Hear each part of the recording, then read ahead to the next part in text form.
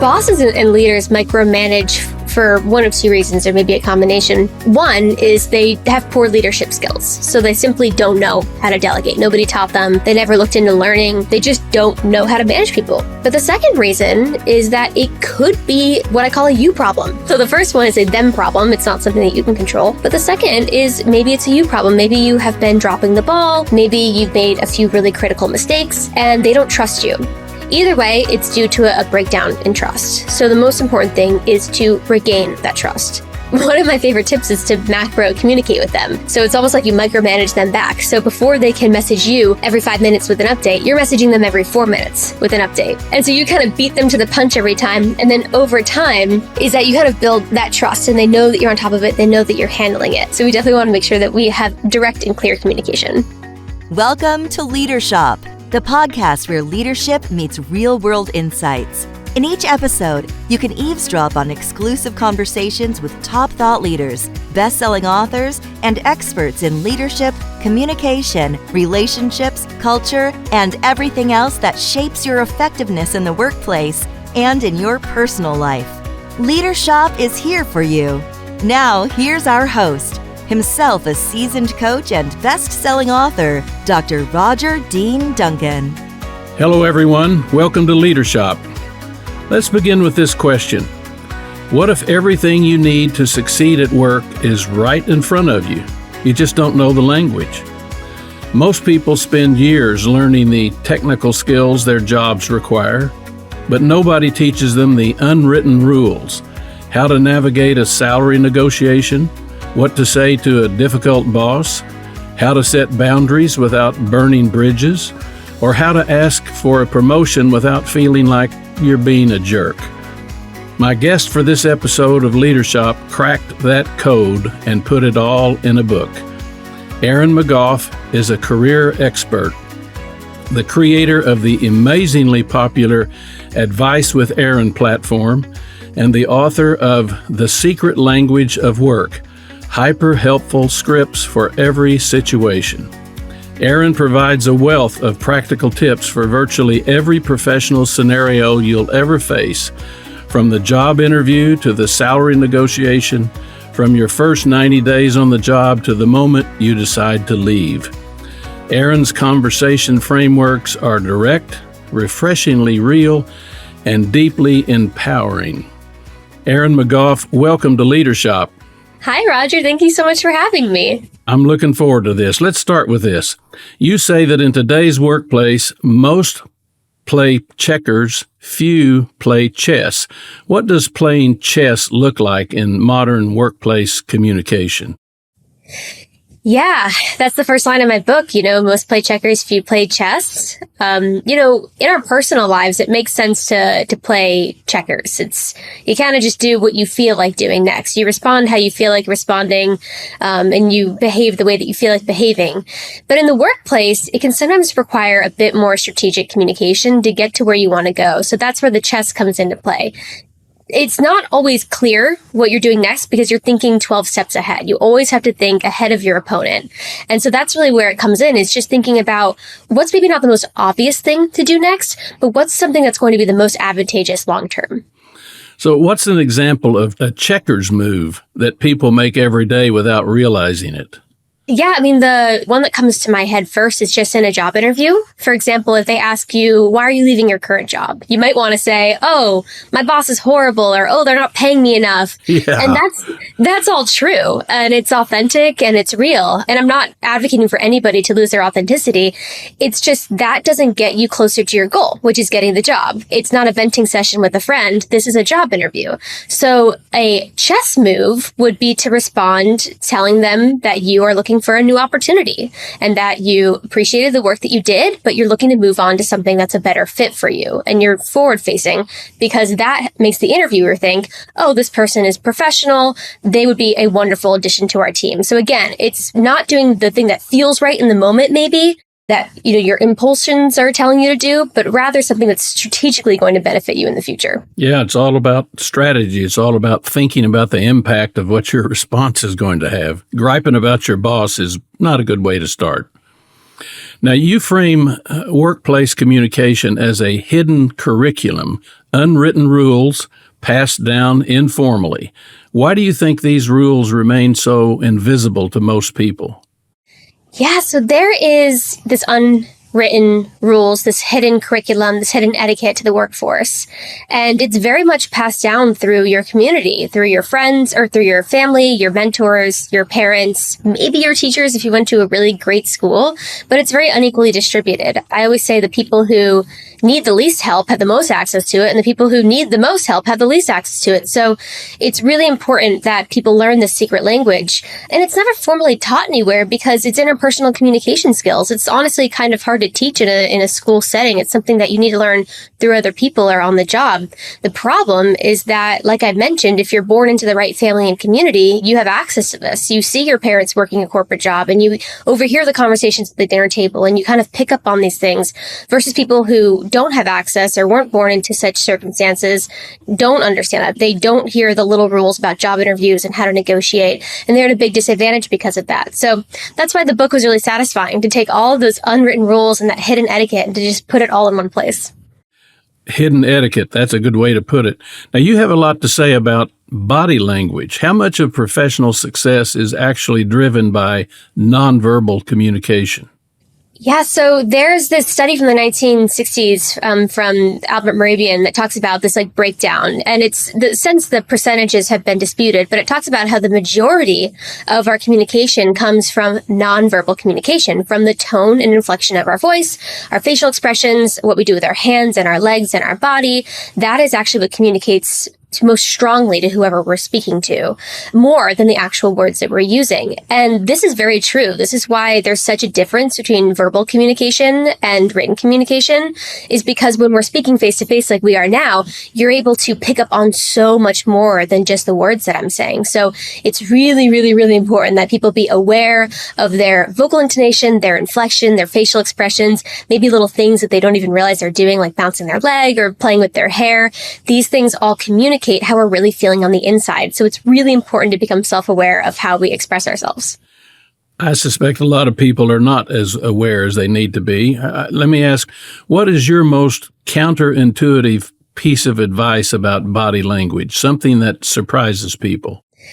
Counterintuitive. I always recommend a painful way, but a very effective way of working on self-awareness around your body language and how your nonverbal communication is to film yourself, is to actually set up your camera like we are now and film yourself. It can feel very painful. I know, I do it every day, but it is the quickest way to see blind spots about yourself that maybe you didn't even realize, or how bored you look, or how much you look away, or how much you roll your eyes and you don't even realize it. So that's one of my favorite tips. I don't know if it's necessarily counterintuitive, but one of my favorite tips for helping people become more self-aware of their nonverbal communication. Well, I've worked with people who are really, really smart, but rarely make eye contact. And it makes me wonder, are they really tuned in here? Are they on a different channel? And they seem to be unaware of it. Let me ask this. You're a big advocate of BLUF, B-L-U-F, bottom line up front communication. Tell us what that looks and sounds like, and why do so many professionals tend to bury the lead? Yeah, well, one thing that I know about myself is that personally, I am a quick thinker, I'm a quick talker, so I really don't like rambling. And I like it when people get to the point. I'm an East Coaster through and through. So one of the tips that I have for people who really struggle with rambling, because it's very easy, especially if you are unsure about yourself or what you're talking about, you're early in your career, it's very easy to go on and ramble. So one of these great tips that I have is BLUF, and it stands for bottom line upfront. And it's really interesting. It was actually developed by the U.S. military to streamline operations and to minimize risk. But since then, corporate entities have taken it on because it's such a useful way of communicating. So essentially what you do is, especially in written communication, you write down the email as you normally would, but then you take the bottom line. So so what? The so what of the email, and you just put it at the top. So if you're giving your boss a debrief on how a client call went, which you should probably do over the phone anyway, maybe you're giving them notes, you want to take the bottom line. The client is moving forward with the proposal up top, and then put the context underneath. And it's just a fantastic way of instantly improving your communication and making everybody respect you more and love working with you. And if you put the lead at the top, where by definition it has to be, otherwise it's not really a lead, it helps with what you're going to communicate after that to kind of fill it in. Exactly. It's like writing an article. Mm-hmm. Exactly. Well, you talk about establishing a professional voice. What's the difference between sounding professional and sounding inauthentic? Well, there's definitely a big misconception here that to sound professional, you have to sound like a corporate jargon droid, and that you have to use all these big fancy words. Yeah.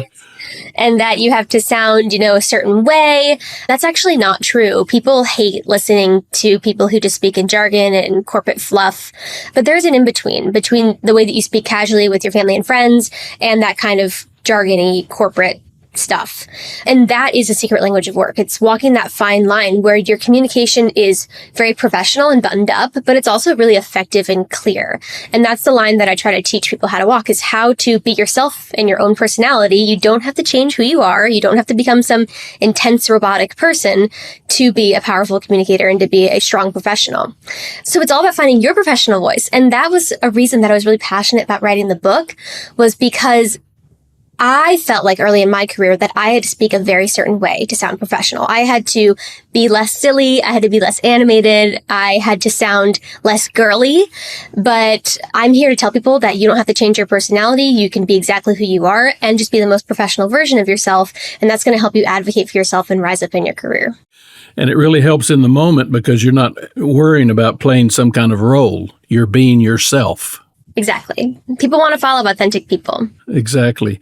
So what communication habit do you wish every professional would drop immediately? Long emails are definitely a pet peeve of mine. I do wish people would get to the point a bit quicker. I think people are afraid to be brief because they are afraid of coming off curt. I think in the United States, we're very polite with each other and we want to be very friendly and warm. And that is fantastic. I think that we definitely owe each other a common courtesy and should be professional and warm.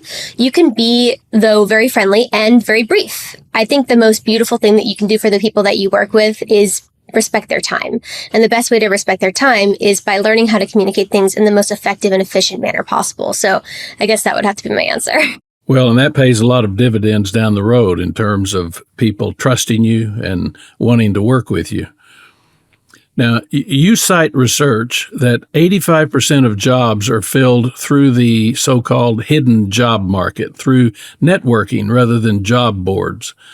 How should that change the way people approach their job search?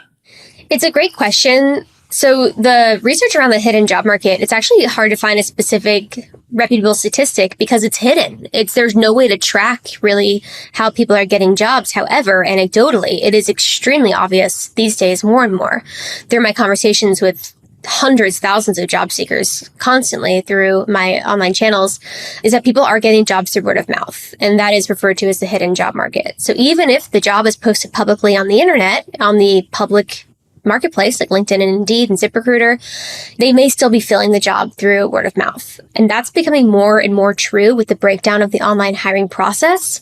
The applying with a resume through an applicant tracking system, it's become a bottleneck and it's a very inefficient system. So, I would say when I talk about the hidden job market, people can sometimes get frustrated. They can say, well, I have to know somebody to get a job there. And it's really a tale as old as time. Humans have always favored working with humans who have a personal recommendation or they have a mutual friend. You're just going to have more built-in trust when there's a human being and already trust recommending somebody rather than just hiring a stranger online. So the hidden job market, there's pros and cons to it. And that's why my number one recommendation for anybody is just to learn how to network. And I know networking is a scary word, but it's really not. It's just making professional friends, being friendly, expanding the amount of people that you know in your industry, impressing people. And people usually have bigger networks than they realize. So the hidden job market has never been more alive than it is right now. So it's really, really an important thing that people know about.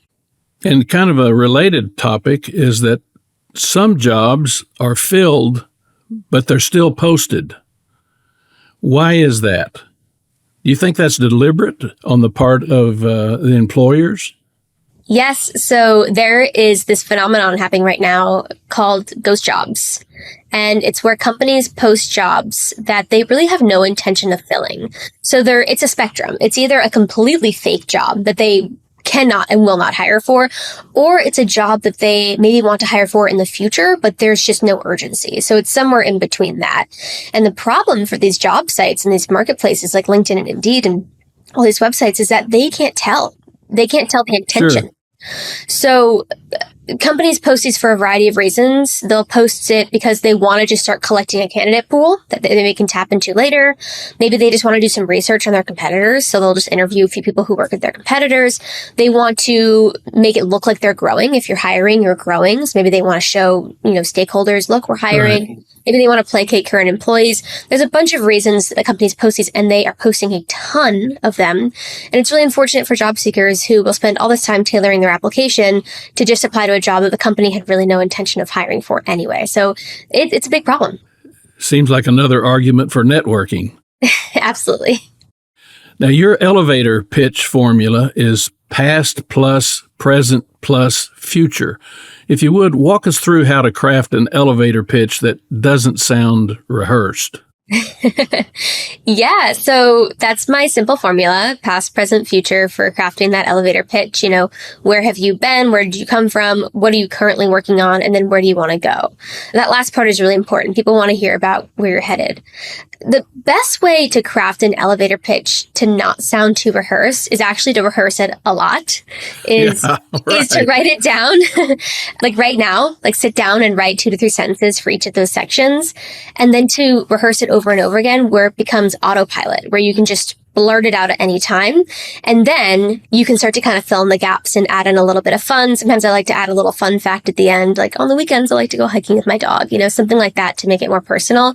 And ironically, the more you rehearse it, the more natural it'll sound when you're saying it. And I guess there should be several versions because, the metaphor of an elevator, how tall is the building? Are you going up only 3 floors or 25 floors? So you need to be able to kind of edit on the spot. Absolutely. And the more you rehearse, the more you'll be able to edit. And yes, I definitely recommend, especially for early career folks, coming up with 2 or 3 versions. Right. Now, you identify 3 types of interview anxiety and a remedy for each. What are they?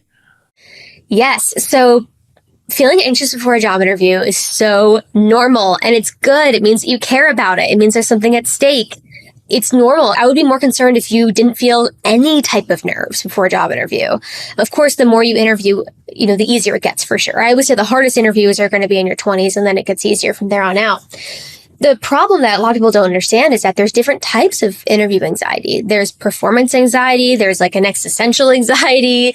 There's biological anxiety. So for example, when I was early on in my career, I never mentally felt nervous about a job interview, but my physical body, I get really red. I'm Irish. I get red in the face, or maybe I would get the shakes or something and my body would get nervous. So in order to cure that, that's a little different than if I was mentally psyched out. I would have to shake it out or go on a run or do something physical to actually get the adrenaline out of my body. Versus if you're maybe a more quietly anxious person, maybe your body looks fine and you appear to be fine, but mentally you're just spiraling. That requires a different remedy and response. In any scenario, I recommend taking all that anxious energy and funneling it into research. So read the news about the company, read their entire website, read the CEO's LinkedIn, just funnel it into all of that. That's definitely going to be a really productive way to channel that excess energy.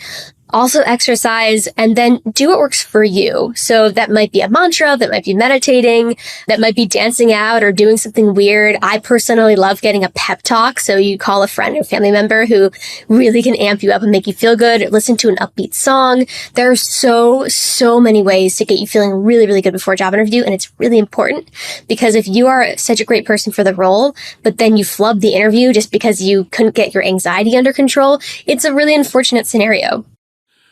Well, what you've said reminds me of what my father taught me decades ago. He said, it's okay to have butterflies, just teach them to fly in formation.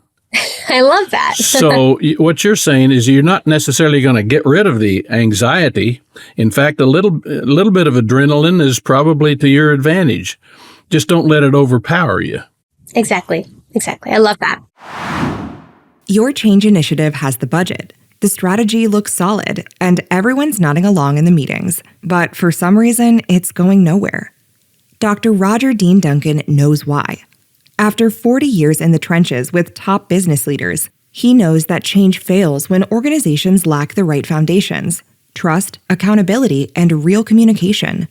Dr. Duncan's free 10-minute assessment shows you exactly where your organization stands. Answer a few straightforward questions that reveal your true change readiness level. Don't waste months discovering the hard way. Get your free assessment today at leadershop.net/change. Again, that's leadershop.net/change. So we've all heard these standard but terrible interview questions. One of the worst is, tell me about yourself. Why do so many candidates blow it with that question, and what should they say instead?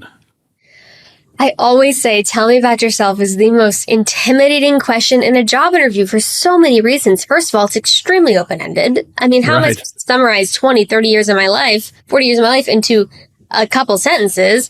Where do I start? Where do I end? What do I include? What do I not include? And then you start to spiral and think, and then you're not even, giving an answer. So first of all, it's really important to prepare an answer because they're going to ask you this. Some recruiters who are more professional and experienced may say, hey, I've taken a look at your resume. I've noticed your experience. Can you tell me more about this? But a lot of them, you're just interview number 10 in 20 interviews they have to do that day, and they just are giving you the opportunity to kick it off. So it's so important to get it right because it sets the tone for the entire interview. So having your answer for telling about yourself is so important because you get to determine where the interview goes from there. So it's very, very important beforehand to have that template, like we mentioned, figured out so that you can actually control where the interview is going to go. Well, Erin, your viral TikTok on Tell Me About Yourself reached 20 million people overnight. Mm-hmm. What did that moment teach you about what workers are hungry for? And when you got up and saw 20 million, you were probably pretty surprised.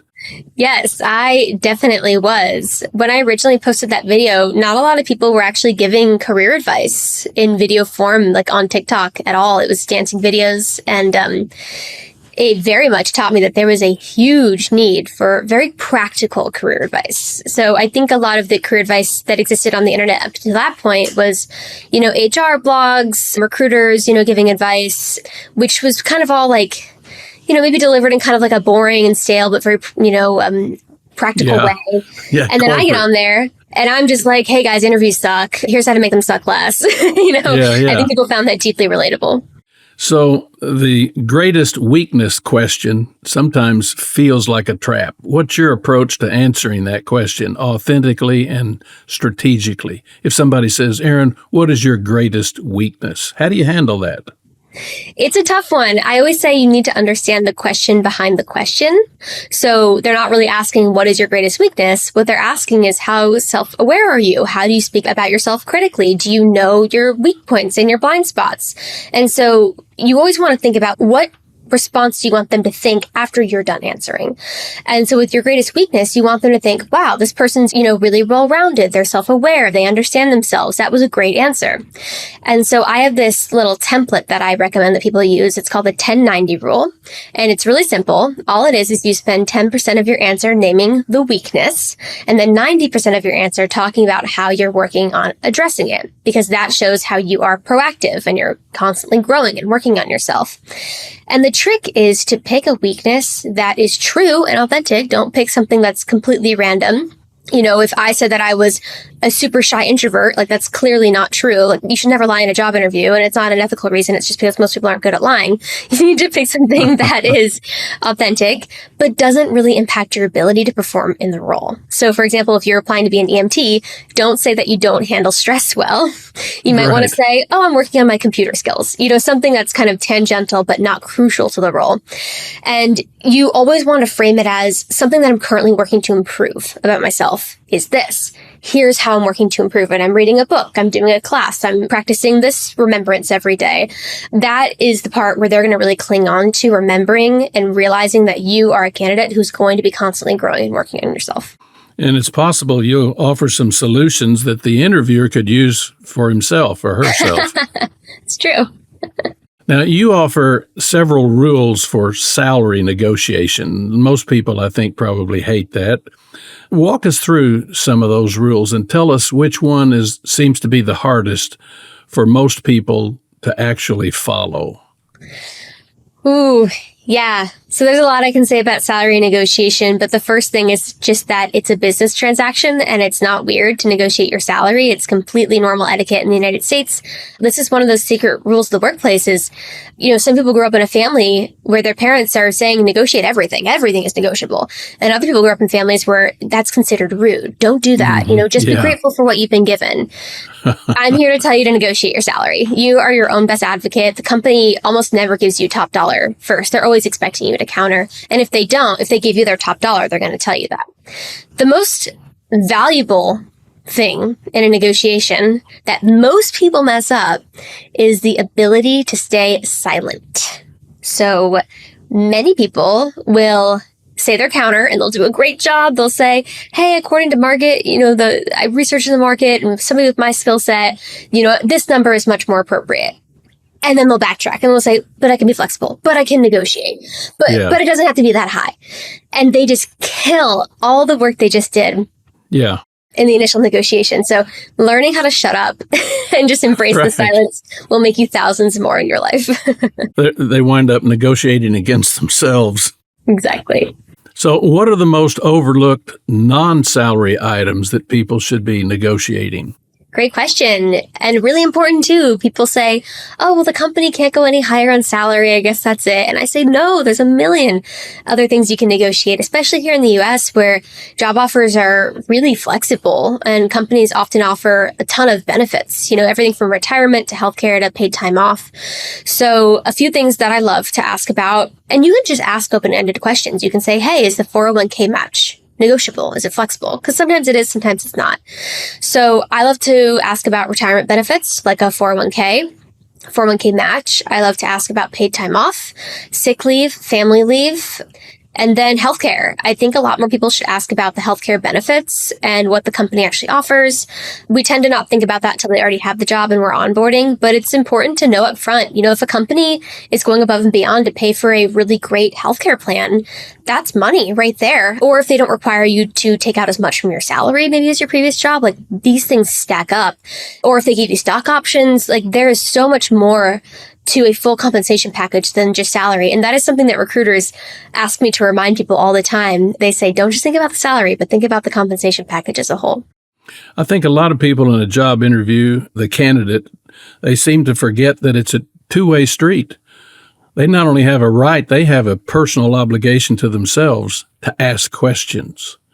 And if I were the interviewer, I would be impressed by a candidate who was asking smart questions. It might be something like, if I were the hiring person and I was actually going to be that candidate's boss, if that candidate were to ask me, when was the last time somebody on your team challenged your thinking? And how did you respond? That is a fair question. Yeah. And if I were the candidate, I would listen to the response very carefully. Very carefully. Certainly. Yeah. Now, Erin, you structure the first 90 days of a new job into 3 distinct 30-day phases. In general, tell us about the first 90 days.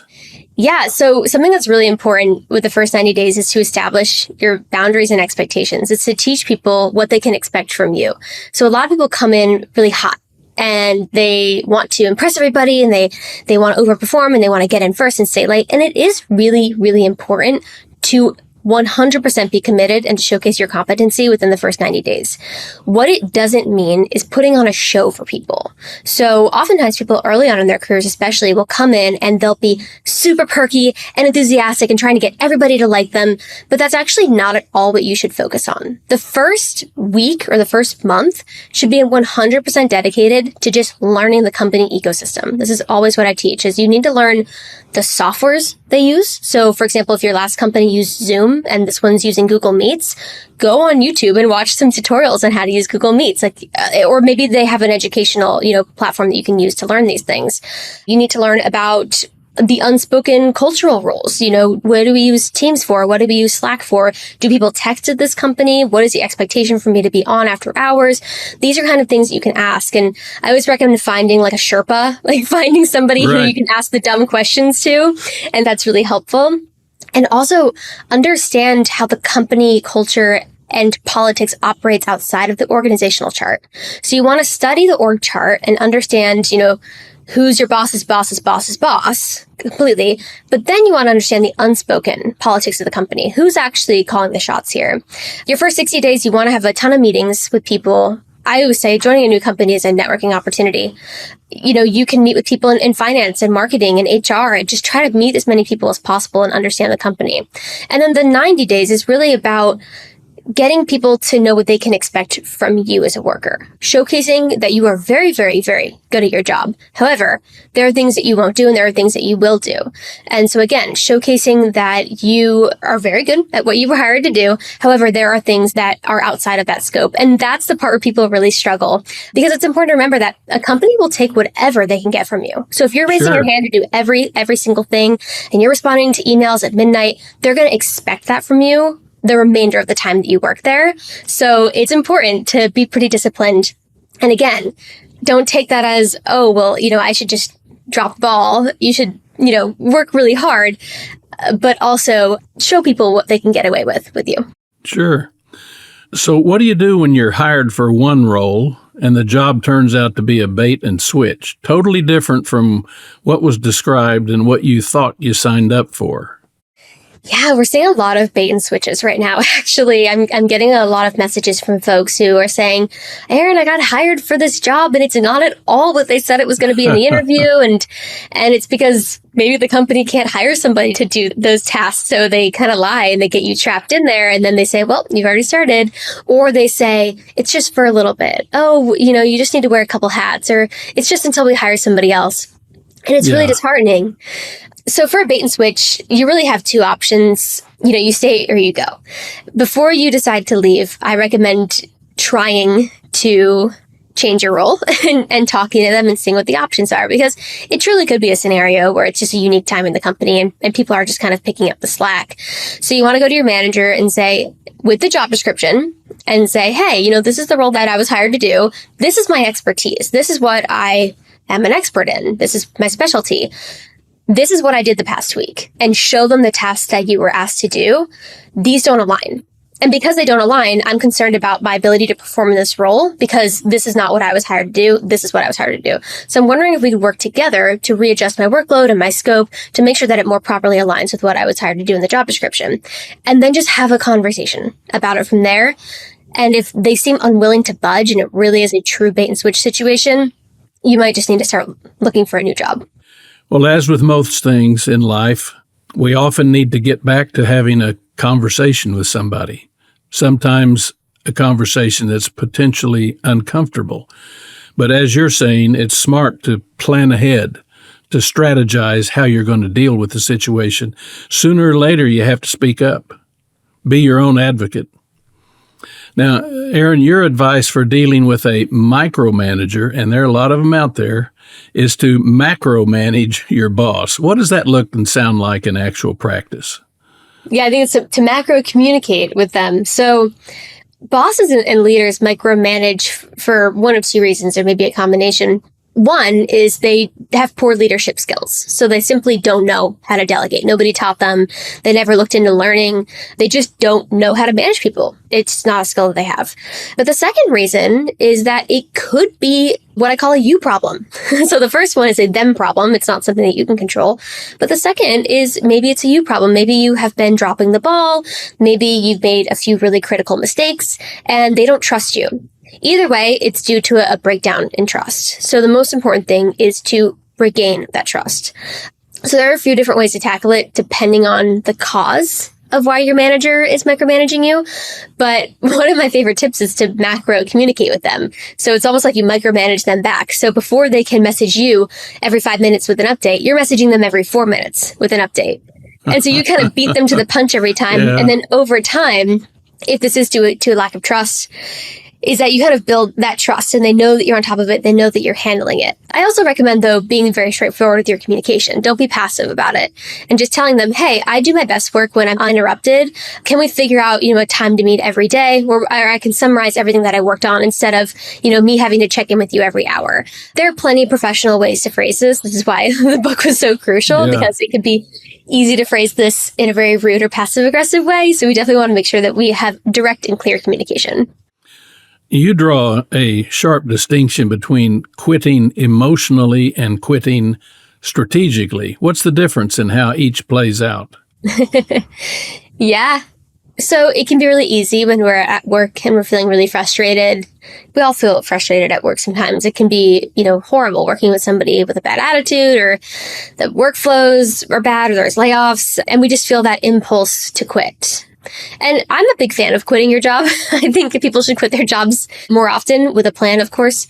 People stay at jobs generally too long, but you have to make sure that you're doing it strategically. So instead of giving into the impulse to quit out of emotion, maybe something that you'll regret in an hour, even though it feels good in the moment, you want to make sure that you quit strategically. So what does that look like? That looks like feeling your emotions and getting it out on Glassdoor or talking to your friends or writing something, in your journal. But then when you meet with your boss, making sure that your communication with them is professional and saying, hey, I found a new role. I'm putting in my 2 weeks today. It's been great working here. Let me know what I can do to ease the transition, because that benefits you in the long term. If you quit emotionally and you tell your boss, I hated working here, this is an awful experience, there are professional ways to complain, an exit interview or something like that, or give feedback through HR. But it can hurt you in the long term if you don't know how to do that properly, because your reputation is everything. And just like how you show up to a job matters, how you leave a job matters as well. So it's really, really important that people know how to leave a job gracefully and professionally, because the world is a lot smaller than many folks realize. Don't burn bridges. Yeah. In fact, often it's a good idea to stay in touch with people you had worked with previously. You never know when there may be a crossing of paths. Absolutely. Now, Erin, you say everyone needs a work persona. How does someone build a work persona that's authentic rather than performative? Yeah, it's a really great question. I always advocate for your mental health to kind of separate work from life. And at first, this sounds weird. People are like, I don't want to be a different person. But we actually do this all the time. You don't show up to a funeral the same way that you show up to a birthday party. You understand the context in which you are. And so you're not cracking jokes at a funeral, or when you show up to a wedding, there's a certain etiquette that you follow. And so work is just another scenario of your life where you follow a certain etiquette. And so people always say, sometimes younger folks say, I want to bring my full self to work. And I always say, okay, the work is going to expect your full self. It's important to set boundaries at work and to maybe not reveal every little thing that you're thinking and every little thing that's in your personal life, because then work knows all of that and they might have more opinions or control over what's going on. And that's frankly giving them too much power. And so it's important to kind of understand your work persona. When you're at work and you're a lawyer or an assistant or whatever you do at work, that's what you're there to do. And so it's completely fine to set those boundaries for yourself so that when you go home, it's a little bit easier to leave work at work. Well, Erin McGoff, thank you so much for joining us on Leadership. Erin reminds us that communication isn't a soft skill, it's a power skill.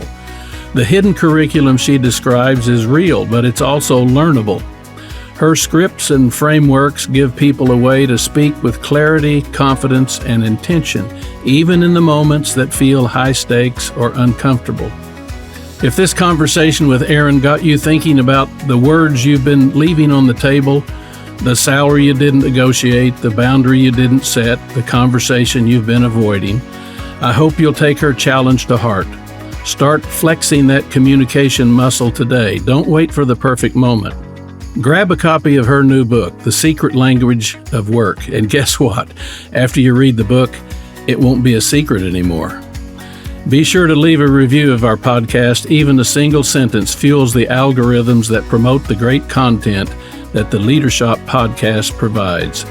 And for free resources to help you in your leadership journey, go to leadership.net. That's leadership.net. Thanks again for joining us. Until next time, stay safe, be happy, and spread good cheer wherever you go.